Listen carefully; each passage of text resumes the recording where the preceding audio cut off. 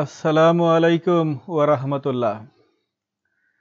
সম্মানিত দর্শক, আমাদের ইউটিউব চ্যানেলে স্বাগতম। আশা করি আপনারা আমাদের ভিডিওগুলো এনজয় করছেন। আজ আমাদের 40তম সেশন, রিয়াতের 16তম সেশন। আমরা গত সেশনে এক্সাম্পলস, রিয়াতের প্র্যাকটিক্যাল এক্সাম্পলস আলোচনা করা শুরু করেছি। আমরা বেশ কয়েকটা সেশন এক্সাম্পলস আলোচনা করব। গত সেশনে আমি দুটো এক্সাম্পলস আলোচনা করেছিলাম, আজকে আরও 3টে এক্সাম্পলস আলোচনা করব।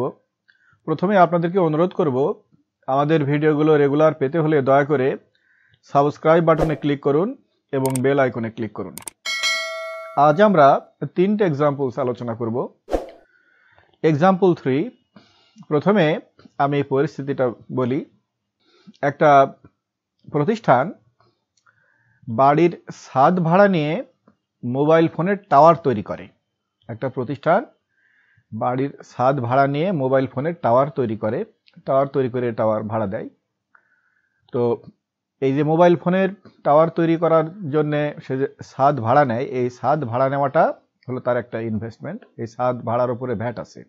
ভাড়া নেওয়ার উপরে আপনারা জানেন যে স্থান ভাড়া, স্থাপনা ভাড়া, বাড়ি ভাড়া, এই নানান রকম যে ভাড়া নেওয়া হয়, এই ভাড়ার উপরে ভ্যাট আছে।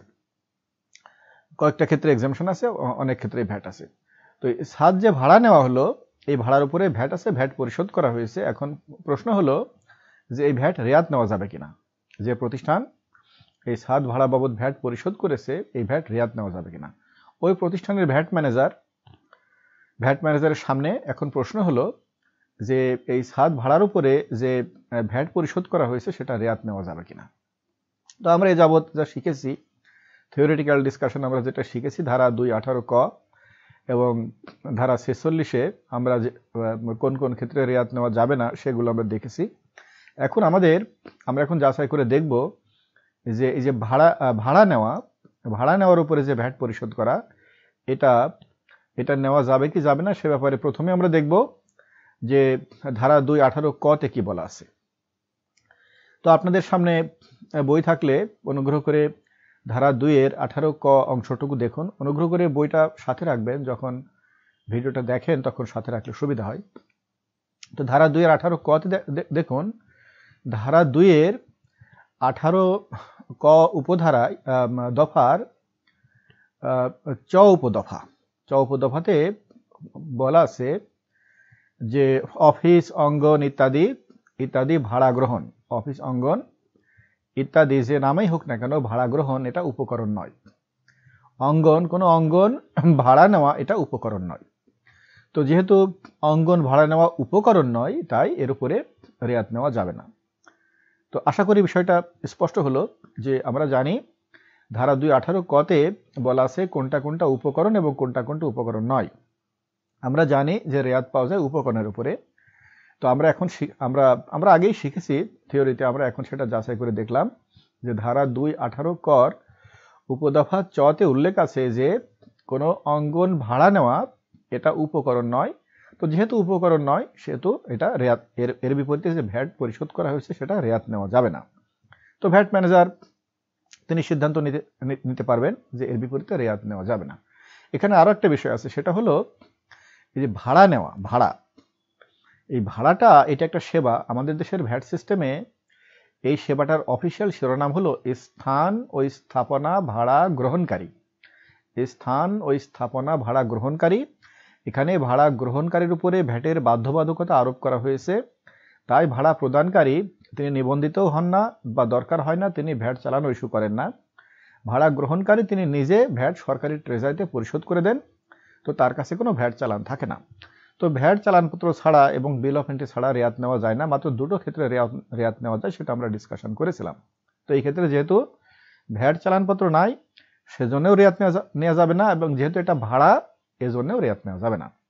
তাহলে আমরা সিদ্ধান্ত পেয়ে গেলাম, ভ্যাট ম্যানেজার তিনি সিদ্ধান্ত পেয়ে গেলেন, তিনি এইভাবে সিদ্ধান্ত নেবেন।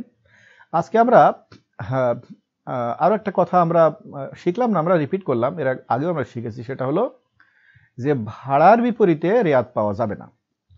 যারা ভ্যাট সিস্টেমে কাজ করেন তারা এইভাবে ডিসকাশন করতে করতে কাজ করতে করতে এগুলো তাদের মাথার মধ্যে থেকে যায় যে ভাড়ার বিপরীতে রেয়াত নেওয়া যাবে না। তো আমার মনে হয় যে প্রিয় দর্শক, আপনারা যারা শুনছেন, এর আগেও আমরা ডিসকাশন করেছি, আজকে আমরা প্র্যাকটিক্যাল এক্সাম্পল দিয়ে দেখালাম যে ভাড়ার বিপরীতে রেয়াত নেওয়া যায় না। আমার মনে হয় এটা মনে থাকবে যে ভাড়ার বিপরীতে রেয়াত নেওয়া যায় না। হ্যাঁ, পরবর্তী এক্সাম্পল 4। এক্সাম্পল 4 হলো, প্রথমে আমি পরিস্থিতিটা বর্ণনা করি। পরিস্থিতিটা হলো, নতুন একটা শিল্প প্রতিষ্ঠা করা হচ্ছে, এখনো প্রস্তুতি পর্যায়ে আছে। উপকরণ আমদানি করা হচ্ছে, বিভিন্ন দেশ থেকে উপকরণ আমদানি করা হচ্ছে, স্থানীয় ভাবে কেনা হচ্ছে, অনেক কাজকর্ম চলছে, উৎপাদন এখনো যায়নি, উৎপাদনে যেতে সময় লাগবে। কিন্তু আমরা জানি যে রেয়াত নেওয়ার সময়সীমা হলো 4 কর মেয়াদ, মানে 4 মাস। তো ক্রয় পরবর্তী 4 মাস, তো 4 মাসের মধ্যে রেয়াত না নিলে রেয়াত বাতিল হয়ে যায়। এখন প্রশ্ন হলো যে এখন রেয়াত নেওয়া যাবে কিনা, উৎপাদনের এখন অনেক দেরি, বিক্রি করা এখনো অনেক দেরি, এখন রেয়াত নেওয়া যাবে কিনা, এটা হলো একটা প্রশ্ন। এরকম পরিস্থিতি প্রায় সৃষ্টি হয় যখন কোনো প্রতিষ্ঠান নতুন করে চালু হয়। নতুন চালু হলে তখন এই ধরনের কোশ্চেনটা আসে। আমার কাছে অনেকে এই কোশ্চেনটা করে। তো এখানে একজন ভ্যাট ম্যানেজার হিসাবে, আপনি একজন ভ্যাট প্রফেশনাল হিসাবে, একজন ভ্যাট ম্যানেজার হিসাবে এরকম একটা পরিস্থিতির মুখোমুখি হয়েছেন, তখন আপনি কিভাবে সিদ্ধান্ত নেবেন? খুব সংক্ষেপে উত্তর হলো যে রেয়াত নেওয়া যাবে। উত্তর হলো রেয়াত নেওয়া যাবে। তাহলে এই প্রশ্ন কেন আসে? এই প্রশ্ন আসার কারণ আছে। প্রশ্নের সমাধান আমি একটু বিস্তারিত এখন বলছি। প্রশ্ন আসার কারণ আইন থেকে আমি উদাহরণ দিই। এখানে কয়েকটা বিষয় আমাদের মনে রাখা দরকার। এক হলো, আইনে উল্লেখ আছে যে রেয়াত নেওয়ার সময়সীমা হলো ক্রয় পরবর্তী 4 কর মেয়াদ, মানে 4 মাস। আবার ধারা 46-এর উপধারা 1-এর দফা ড, এগুলো আমরা আগে আলোচনা করেছি। ধারা 46-এর উপধারা 1 এবং 2 আমরা 20টা ক্ষেত্র আলোচনা করেছি যেখানে রেয়াত নেওয়া যায় না। তার ভিতরে একটা ক্ষেত্র হলো ধারা 46-এর উপধারা 1-এর দফা ড। সেখানে বলা আছে যে উপকরণ উৎপাদক সম্পর্ক বা সহগ, ইনপুট আউটপুট কোএফিসিয়েন্টে যদি কোনো উপকরণ উল্লেখ না থাকে তাহলে তার বিপরীতে রেয়াত নেওয়া যাবে না। ঘোষণায় যদি কোনো উপকরণ উল্লেখ না থাকে তার বিপরীতে রেয়াত নেওয়া যাবে না। ঘোষণা সম্পর্কে এখানে দু একটা কথা বলা দরকার। আমরা আগেও বলেছি, তারপর আবার বলা দরকার, তাহলে মনে থাকবে। আমাদের দেশের ভ্যাট সিস্টেমে পণ্যের ক্ষেত্রে একটা ঘোষণা দিতে হয়, সেবার ক্ষেত্রে দিতে হয় না। পণ্যের ক্ষেত্রে একটা ঘোষণা দিতে হয়। পণ্যের উৎপাদন করে বিক্রি করার সময়, পণ্য ট্রেডিং করে বিক্রি করার ক্ষেত্রে একটা ঘোষণা দিতে হয়। সেই ঘোষণা একটা ফর্ম আছে, মূসক 4.3। এই ফর্মের ঘোষণার শিরোনাম হলো উপকরণ উৎপাদক সম্পর্ক বা সহগ ঘোষণা। ইংরেজিতে আমরা বলি input output coefficient declaration. Input output coefficient declaration, আমরা সহজভাবে কমনলি আমরা বলি মূল্য ঘোষণা। আমরা সবাই বলে মূল্য ঘোষণা। এখানে কি থাকে? এখানে থাকে যে একটা পণ্য উৎপাদন করতে কি কি উপকরণ দরকার হয়, কতটুকু দরকার হয়, তার মূল্য কত এবং কত ভ্যালু এডিশন হয়, এই হলো থাকে। ধরেন 1 প্যাকেট অরেঞ্জ জুস উৎপাদন করছে একটা প্রতিষ্ঠান, 150 গ্রাম ওজনের অরেঞ্জ জুস উৎপাদন করে। তাহলে তাকে ঘোষণা দিতে হবে যে 150 গ্রাম ওজনের 1 প্যাকেট অরেঞ্জ জুস উৎপাদন করার জন্য কি কি উপকরণ কতটুকু দরকার হয়, তার মূল্য কত এবং কত ভ্যালু এডিশন হয়, সর্বমোট উপকরণের মূল্য কত, সর্বমোট ভ্যালু এডিশন কত, এই একটা ঘোষণা দিতে হয়। তো আমরা যে পরিস্থিতি নিয়ে আমরা আলোচনা করছিলাম, সেই ক্ষেত্রে এই প্রতিষ্ঠান এখনো ঘোষণা দেয়নি, ঘোষণা দিতে পারেনি। ঘোষণা যেহেতু প্রতিষ্ঠানটা নতুন, ঘোষণা দিতে হলে সব উপকরণ আমদানি করতে হবে, তার ইউনিটটা ঠিক করতে হবে, কত ইউনিটের তিনি উৎপাদন করবেন, 50 গ্রামের করবেন না 100 গ্রামের করবেন না 200 গ্রামের করবেন। এরপরে তাকে ট্রায়াল করতে হবে, ট্রায়াল প্রোডাকশনে যেতে হবে, ট্রায়াল করে দেখতে হবে যে কোন প্রোডাকশনটা তার সুইটেবল, কোন প্রোডাকশন তার খরচ কম হয়, কোন প্রোডাকশনটা তিনি দ্রুত বাজারজাত করতে পারবেন। এই এত কিছু বিচার বিশ্লেষণ করে উৎপাদন করে বিক্রি করতে অনেক সময় লেগে যায়। তো তিনি তো 4 কর মেয়াদের ভিতরে তাকে রেয়াত নিতে হবে, নাহলে তো রেয়াত বাতিল হয়ে যাবে। তো এখন এখানে উত্তর তো আমি প্রথমেই বলেছি যে রেয়াত নেওয়া যাবে। কোন ভিত্তিতে যাবে? আমি কোন ভিত্তিতে বললাম? বিধি 21-এ উল্লেখ আছে যে ঘোষণা দেওয়ার সময়সীমা হলো সরবরাহের পূর্ব পর্যন্ত। ঘোষণা দেওয়ার সময়সীমা সরবরাহের পূর্ব পর্যন্ত। উপকরণ কিনে উপকরণ দিয়ে পণ্য উৎপাদন করে উৎপাদন করার পরে যখন বিক্রি করা হবে, বিক্রি করার আগ পর্যন্ত ঘোষণা দেওয়া যাবে। তাহলে তাহলে নতুন যখন একটা ফ্যাক্টরি প্রোডাকশনে যায়, তখন উপকরণ তো আনছে, বিভিন্ন দেশ থেকে উপকরণ আনতেছে। সেটা যদি সেটা দিয়ে উৎপাদন করে বিক্রি করতে হতো, এখনো 8 মাস 10 মাস পরে এই ফ্যাক্টরি উৎপাদনে যে বিক্রি করতে পারবে। কিন্তু এখন যদি যেগুলো কেনা হচ্ছে, এখন আমদানি করা হচ্ছে, সেগুলো যদি এখন রেয়াত নেওয়া না হয়, তাহলে 4 কর মেয়াদের পার হয়ে গেলে রেয়াত নেওয়া যাবে না। তো তাকে কি রেয়াত দিতে হবে না? তো এখানে এখানে আইনসঙ্গত প্র্যাকটিস কি, আইনসঙ্গত বিধান কি? আইনসঙ্গত বিধান হলো 4 কর মেয়াদের মধ্যে তিনি রেয়াত নিয়ে নেবেন। তাহলে যে কোশ্চেন আসে যে এখনো তো তিনি ঘোষণা দেননি, তো ঘোষণা দেওয়ার তো তার সময় আছে। তার আইনে তার ঘোষণা দেওয়ার যে সময়টুকু দেওয়া হয়েছে, সেই সময়টুকু তাকে অ্যালাউ করতে হবে না? তার ঘোষণা দেওয়ার সময় আছে সরবরাহের পূর্ব পর্যন্ত। বিধি 21-এ তাকে টাইম দেওয়া হয়েছে যে সরবরাহের পূর্ব পর্যন্ত তার ঘোষণা দেওয়ার সময়সীমা। তো আমরা সেটা ডিসরিগার্ড করে তাকে বলা হয় যে আপনি এই ঘোষণা দেননি, আপনার রেয়াত বাতিল করে দেব। এরকম প্রশ্ন মাঠ পর্যায়ে আসে, এরকম প্রশ্ন আমি অনেক পেয়েছি। তো তাহলে এক্ষেত্রে তো কোনো ভ্যাট ফাঁকি হয় নাই। আর তিনি করবেন কি? তার তো কোনো ওয়ে আউট নাই। তিনি ঘোষণা দিবেন, তো তাকে নিশ্চিত হতে হবে যে তার পণ্যটা কিভাবে তিনি উৎপাদন করবেন, কত র মেটেরিয়াল ইউজ করবেন, এগুলো তাকে নিশ্চিত হতে হবে না? তাকে ট্রায়াল প্রোডাকশন করতে হবে না? তো these are the points of is of doing business. আমরা ইজ অফ ডুইং বিজনেস নিয়ে কত কথা বলি। আমাদের Bangladesh investment development authority is of doing business নিয়ে অনেক কাজ করে। আমরা ওয়ার্ল্ড ব্যাংকের ইজ অফ ডুইং বিজনেস ইন্ডেক্সে আমরা অনেক আমাদের অবস্থান অনেক নিম্নে, সেটা আপনারা জানেন। সেক্ষেত্রে আমাদের যদি উন্নতি করতে হয়, এই যে these are the points to work, এই সমস্ত স্থানে কাজ করতে হবে। এখানে সমাধান যে নাই তা না। আমার মনে হয় যে রেগুলেটরি এজেন্সি যদি এরকম যে সমস্ত সমস্যা মাঠ পর্যায়ে উদ্ভব হয়, সেগুলোতে খুব সাথে সাথে যদি দ্রুত গাইডলাইন দিয়ে দেয়, তাহলে এই সমস্ত সমস্যা থাকে না। যেমন আমি যে সমস্যাটার কথা বললাম, এক্ষেত্রে যদি খুব দ্রুত গাইডলাইন দিয়ে দেওয়া হয় যে নতুন যখন কোনো প্রতিষ্ঠান স্থাপিত হবে, তখন আইনসঙ্গতভাবে ক্রয়কৃত আমদানিকৃত উপকরণের উপরে 4 কর মেয়াদের মধ্যে রেয়াত নিয়ে নিতে হবে, এবং বিধি 21 অনুসারে সরবরাহের আগ পর্যন্ত মূল্য তার সহ ঘোষণা দেওয়ার সময়সীমা। তো সরবরাহের আগ পর্যন্ত যদি ঘোষণা দেয়, তাহলে রেয়াত আইনসঙ্গত বিধি সম্মত আছে, এক্ষেত্রে কোনো প্রশ্ন করার অবকাশ নেই। এরকম একটা গাইডলাইন যদি দিয়ে দেওয়া হয়, তাহলে মাঠ পর্যায়েও এই সমস্যা তৈরি হয় না। তো যেহেতু আমরা মাত্র নতুন আইনটা 2 বছর প্র্যাকটিস করছি, সময় এখনো খুব বেশি যায়নি, তো আমাদের প্রয়োজন হলো খুব দ্রুত এরকম সমস্যাগুলো সমাধান করে ফেলা। আমি একটু অন্য প্রসঙ্গে যাই। ধরেন আমরা গাড়ি চালাই, গাড়িতে যখন কোনো একটা ত্রুটি হয়, সাথে সাথে ত্রুটিটা মেরামত করে ফেলতে হয়।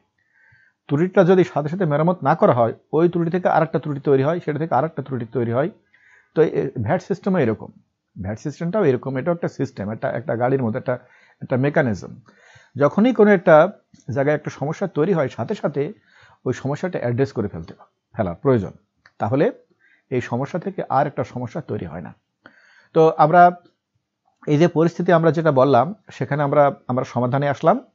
আমরা সমাধানে আসলাম যে এরকম পরিস্থিতিতে 4 কর মেয়াদের ভিতরে রেয়াত নিয়ে নিতে হবে।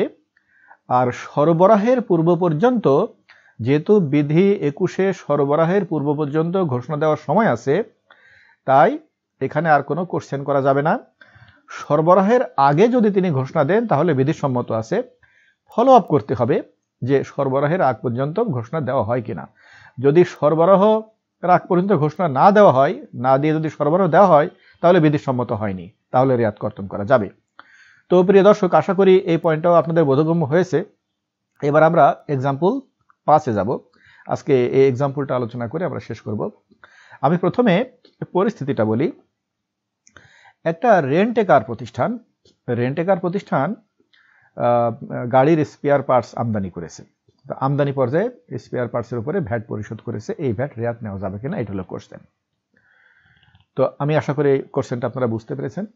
একটা রেন্টেকার প্রতিষ্ঠান গাড়ির স্পেয়ার পার্টস আমদানি করেছে, এখন আমদানি পর্যায়ে যে ভ্যাট পরিশোধ করা হয়েছে সেটা রেয়াত পাওয়া যাবে কিনা, এই প্রতিষ্ঠানের ভ্যাট ম্যানেজারকে এখন সিদ্ধান্ত নিতে হবে যে এই ক্ষেত্রে রেয়াত নেওয়া যাবে কি যাবে না। আমরা ধারা 218 ক এবং ধারা 46-এর 1 এবং 2 উপধারাতে আমরা এখন যদি আমরা দেখি যে এই রেফারেন্স কোন জায়গায় পাওয়া যাবে, তাহলে আমরা এটা সমাধানে আসতে পারবো। আপনাদের কাছে বই থাকলে অনুগ্রহ করে দেখুন, আমরা আলোচনা করেছি। তা আমি এখন পয়েন্টটা বলি। ধারা 46-এর উপধারা 2-এর দফা কতে কি বলা আছে? দফা কতে বলা আছে যে রেয়াত পাওয়া যাবে না হলো যানবাহনের যন্ত্রাংশ এবং যানবাহন রক্ষণাবেক্ষণ, যানবাহন ক্রয়, যানবাহন মেরামত এবং যানবাহন রক্ষণাবেক্ষণ এর উপরে রেয়াত পাওয়া যাবে না। তারপরে বলা আছে যে যানবাহনের ব্যবসা করা, যানবাহন ভাড়া খাটানো এবং পরিবহন সেবা প্রদান করার উদ্দেশ্যে যদি যানবাহন ক্রয় করা হয় সেই ক্ষেত্রে রেয়াত পাওয়া যাবে। এই পরের অংশটুকু আমাদের জন্য রিলেভেন্ট। যানবাহনের ব্যবসা করা, যানবাহন ভাড়া খাটানো এবং পরিবহন সেবা প্রদান করার উদ্দেশ্যে যদি যানবাহন ক্রয় করা হয় সেক্ষেত্রে রেয়াত পাওয়া যাবে। তা আমরা যেটা বললাম সেটা কি? আমরা যে পরিস্থিতিটা বললাম সেটা হলো একটা রেন্টেকার সেবা প্রদানকারী প্রতিষ্ঠান যানবাহনের খুচরা যন্ত্রাংশ আমদানি করেছে। তাহলে এই রেন্টেকার যে প্রতিষ্ঠান, সে প্রতিষ্ঠান কি করে? যানবাহন ভাড়া খাটায়, যানবাহন ভাড়া খাটায়। তো যানবাহন ভাড়া খাটালে সে রেয়াত পাবে। তো তাহলে এক্ষেত্রে রেয়াত পাবে ধারা 46-এর উপধারা 2-এর দফা ক-এর শর্তাংশ অনুসারে। যানবাহন ভাড়া খাটানো প্রতিষ্ঠান যদি যানবাহন ক্রয় করে, যানবাহন মেরামত করে, যানবাহন রক্ষণাবেক্ষণ বাবদ যদি কোনো ভ্যাট পরিশোধ করে তাহলে সে ভ্যাট রেয়াত পাবে। এই প্রতিষ্ঠানের ভ্যাট ম্যানেজার সেফলি কনক্লুড করতে পারে যে এই প্রতিষ্ঠান যে আমদানি পর্যায়ে যন্ত্রাংশের উপরে যে ভ্যাট পরিশোধ করেছে সেটা রেয়াত পাওয়া যাবে। তো প্রিয় দর্শক, আমরা আজকে 3টে পরিস্থিতি আমরা ডিসকাশন করলাম। আমি আশা করি যে আপনারা বুঝতে পারছেন। আমরা থিওরিটিক্যাল ডিসকাশন তো অনেক আগেই শেষ করেছি। আমরা আজকে এবং গত সেশনে আমরা 5টা প্র্যাকটিক্যাল এক্সাম্পল নিয়ে আমরা ডিসকাশন করলাম। আমরা প্র্যাকটিক্যাল এক্সাম্পল নিয়ে আমরা আরো বেশ কয়েকটা সেশন করব, যাতে মাঠ পর্যায়ের মোটামুটি যেগুলো ঘন ঘন যে সমস্ত সমস্যাগুলো আসে রেয়াত সংক্রান্ত আমাদের সামনে, সেগুলো যেন আমরা ডিসকাশন করতে পারি। তো অনুগ্রহ করে আপনারা আপনাদের মতামত কি সেগুলো কমেন্টে জানাবেন, তাহলে আমি জানতে পারলে আমি সেভাবে রিঅ্যারেঞ্জ করতে পারবো। তো প্রিয় দর্শক, আমাদের ভিডিওটা যদি ভালো লেগে থাকে, আশা করি যারা রিলেভেন্ট ফিল্ডে কাজ করছেন তাদের ভালো লাগবে। অনুগ্রহ করে লাইক, শেয়ার এবং কমেন্ট দিন। আমাদের সাথে থাকুন। আগামীকাল আবার দেখা হবে। আজকের মতো আমরা এখানে শেষ করছি। অনেক ধন্যবাদ। আসসালামু আলাইকুম ওয়া রাহমাতুল্লাহ।